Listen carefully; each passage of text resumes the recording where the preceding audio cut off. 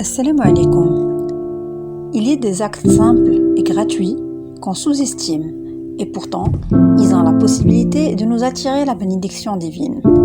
Il y a des paroles blessantes qu'on pense peut-être, mais qu'on s'abstient de dire, des informations de sources incertaines qu'on se garde de divulguer, des propos grossiers qu'on s'interdit de proférer.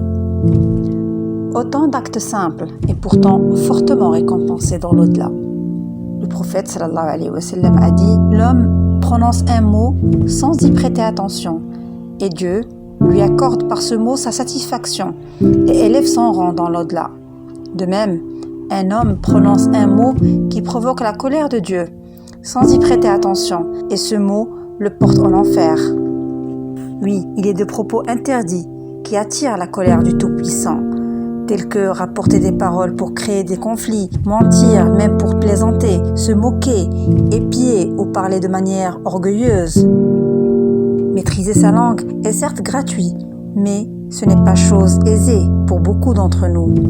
Le prophète sallallahu alayhi wa sallam a dit « La foi d'une personne ne sera pas dans la droiture tant que son cœur n'est pas dans la droiture. Et le cœur d'une personne ne sera pas dans la droiture tant que sa langue n'est pas dans la droiture. » Hudayfa radiallahu anhu se plaignait auprès du prophète sallallahu alayhi wa sallam de ne pas maîtriser sa langue. Le prophète alors lui dit « Où en es-tu par rapport à l'istighfar ? Sache que je le fais plus d'une centaine de fois chaque jour. » En effet, ad-dhikr, l'invocation de Dieu tout au long de la journée, nous préserve des paroles impulsives et irréfléchies.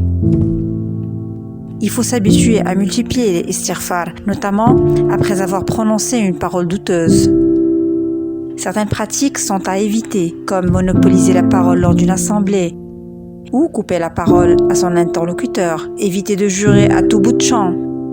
Aïcha radiallahu anha disait que le prophète sallallahu alayhi wa sallam parlait explicitement et distinctement des paroles dont on pourrait même compter les mots.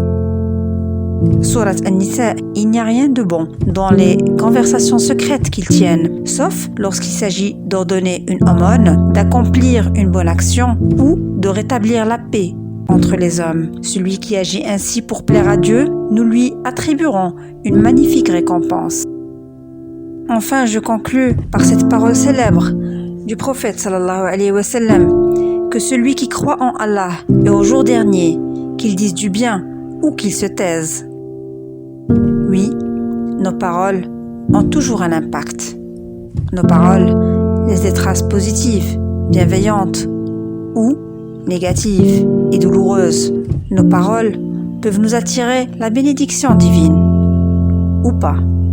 L'enjeu est grand, à nous de faire le bon choix.